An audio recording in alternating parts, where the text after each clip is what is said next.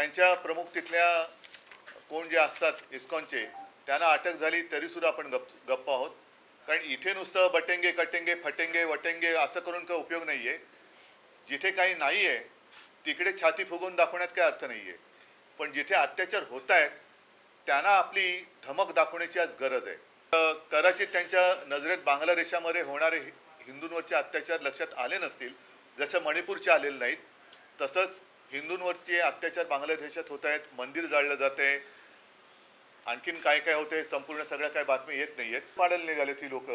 मग यांचं हिंदुत्व कुठे? आता कुठे गेलं यांचं हिंदुत्व? म्हणजे आता मंदिरं कुठे सेफ आहेत?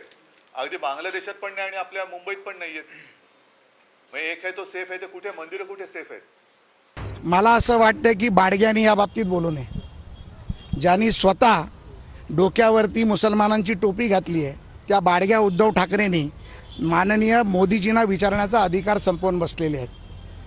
वोट जिहादच्या माध्यमातून मस्जिदीतून फतवे काढून मतं मागणारी, मताची भीक मागणारी शिवसेना उभाटा यांनी बांगलादेशातील हिंदूंवरती बोलावं हे लज्जास्पद आहे. उद्धव ठाकरेला ते बोलायचा अधिकार नाही आहे. मला उद्धवजींना हे विचारायचं आहे, आज संध्याकाळची 6ची नमाज ते कुठे पडणार आहेत ते त्यांनी सांगावं.